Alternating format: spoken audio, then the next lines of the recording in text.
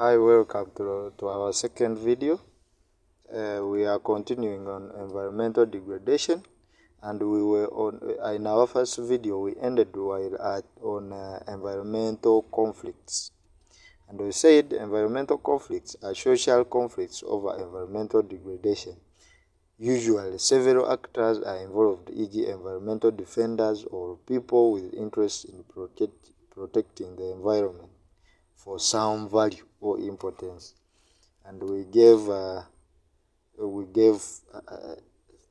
people who may have an interest in protecting that particular resource, which we talked about the tourism department. They can also have an interest, or tourism companies. There are those people who have their private companies that bring in tourists. They are also stakeholders in this, and they have interest in that because that is their source of income. Now, frequently, these conflicts focus on environmental justice issues related to rights of indigenous people. Now, the categories of environmental conflicts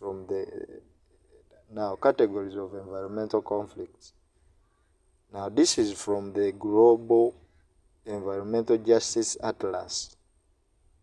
The Global Environmental Justice Atlas. You can look up on this. Type Global Environmental Justice Atlas, and they will bring you brief about it.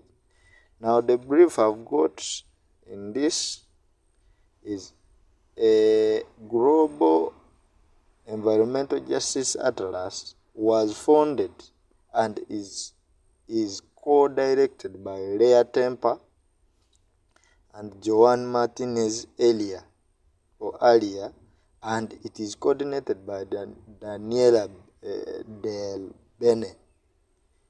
It's coordinated by Daniela Del Bene.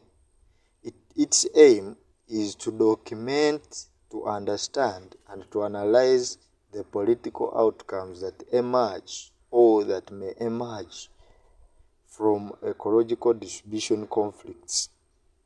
It is housed at the ICTA of the Universitat Autónoma de Barcelona.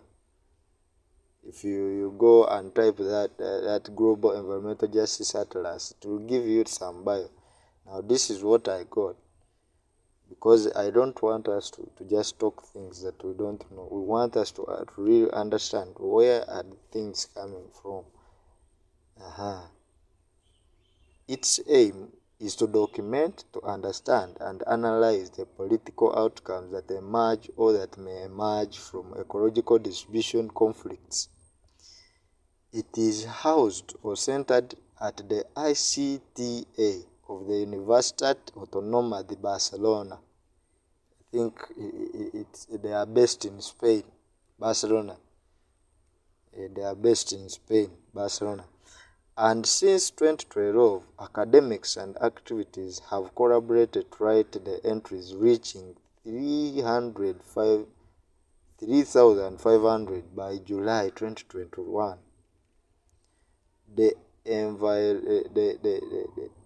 EJ Atlas, the Environmental Justice Atlas, identifies 10 categories of ecological distribution conflicts.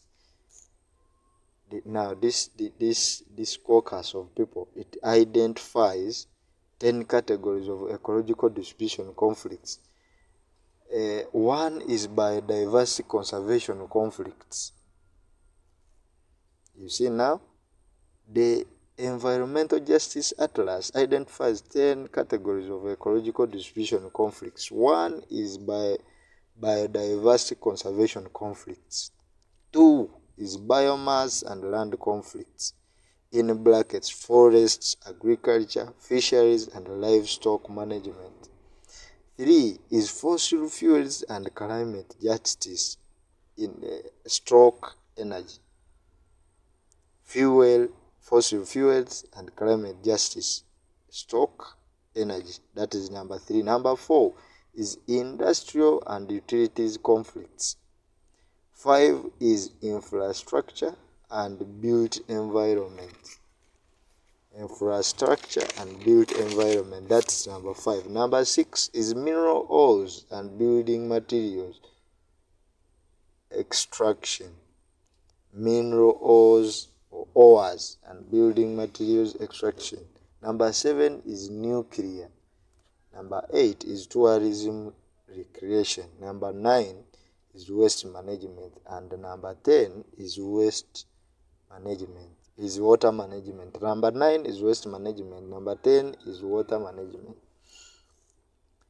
Now we talked about the environmental resource management somewhere in our first video.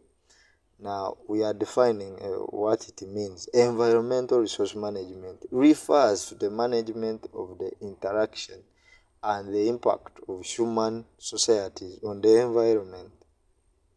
Environmental resource management refers to the management of the interaction and the impact of human societies on the environment.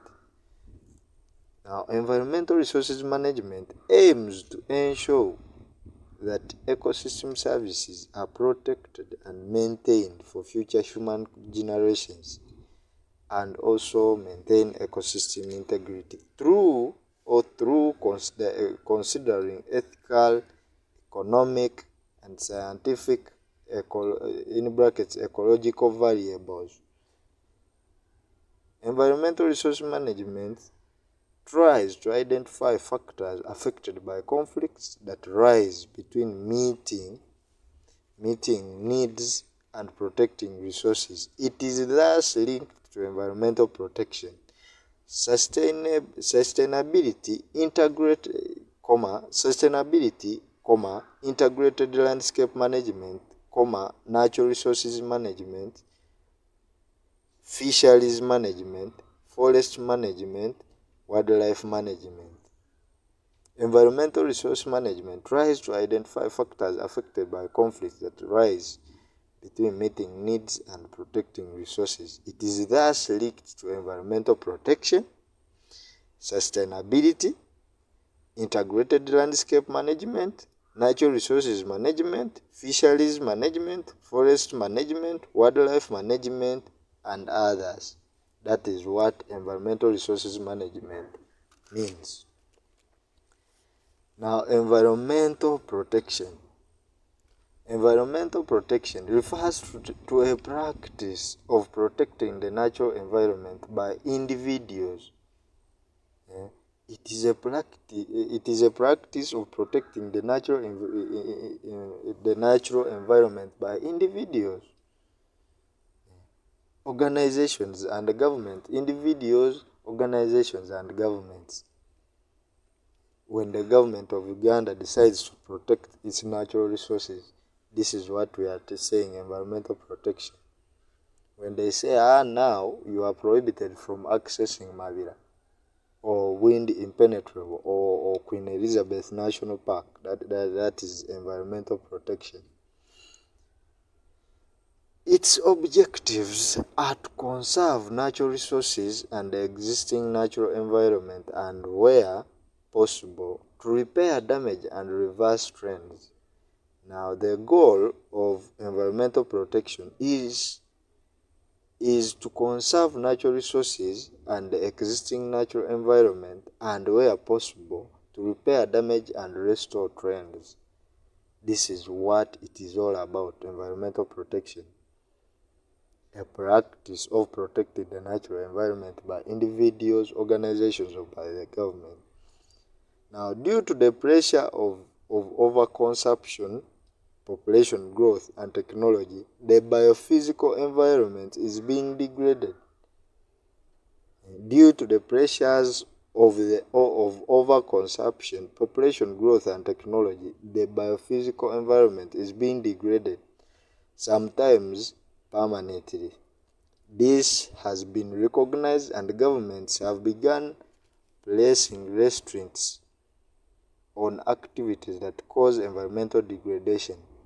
And since the 1960s, environmental movements have created more awareness of the multiple environmental problems. There is disagreement on the extent of the environmental impact of human activity. so protection measures are occasionally debated. Now, there has been pressure of overconsumption of natural or environmental resources, and the governments have realized this. So when they realized, they started putting restrictions on the use and access of those resources. You cannot anyhow access or use them like how our forefathers used to. Our grandfathers in 1950s, 40s, 30s used to access them. You cannot access them in that manner. There are restrictions. You cannot go to a national park or any protected area and you start cutting down trees. You will be jailed. You will be arrested and charged by the relevant bodies, even the activists, the people who have interest. They will not just look on and look at you destroying their nature. Now, a biophysical environment. We are defining each and every term. Keep on noting them down. We are defining each and every term that is in our works.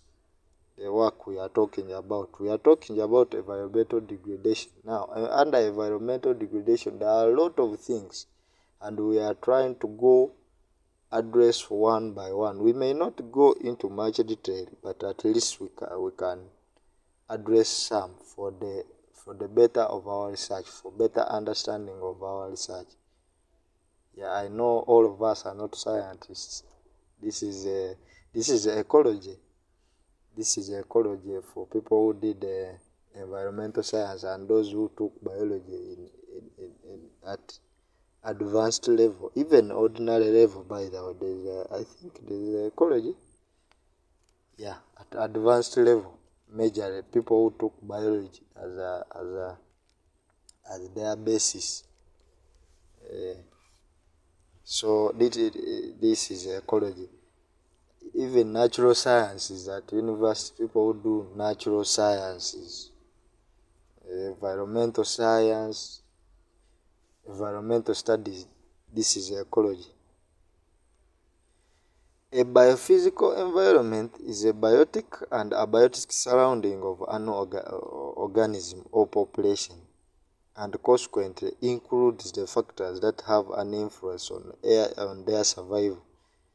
Now, they have defined a biophysical environment, and they say it is a biotic and abiotic surrounding of an organism or population, and consequently includes the factors that have an influence on their survival, development, and evolutions. That is a biophysical environment. It can be subdivided according to its attributes. You can subdivide it according to its features. Now, it can be subdivided according to its attributes or features. One subdivision is a marine environment. Marine, we are meaning large or big waters like the Pacific Ocean, the Antarctic Ocean, the Indian Ocean. Those are marine ecosystems. Life in those big seas and oceans is marine life. Whatever exists there is marine life. Now, atmospheric environment. We talked about the atmosphere. We talked about the stratosphere, the mesosphere, the exosphere, the thermosphere, the resourcesphere. We talked about all those stratification or divisions of the atmosphere. Stratification of the atmosphere. So, atmospheric environment. The atmosphere is also subdivided. There's this one where we have breathing space, and then there's that one after the ozone layer, that is the stratosphere. Then there is the mesosphere, there is the thermosphere, and the exosphere up. The terrestrial environment. The terrestrial environment, they mean life on land. Now, marine environment is life underwater, majorly. The coral reef, the mangrove swamps, forests, life underwater is marine environment. Because there is life there, we have also aquatic plants and aquatic animals there. Hydrophilic plants, it all exists there under marine environment. Now, terrestrial environment, we talk about life on land. We talk about forest ecosystems, forests, bushes, marshes, all those ones are terrestrial. Terrestrial means life on land. Life on land. Marine environment means life underwater. Now, the number of biophysical environment is countless. This is a caution. The number of biophysical environments is countless, given that each living organism has its own environment. Now, we are coming, and in our next video, we are going to talk about ecosystem. Briefly define it, and then we go. I thank you as you watch the next video. Kudos.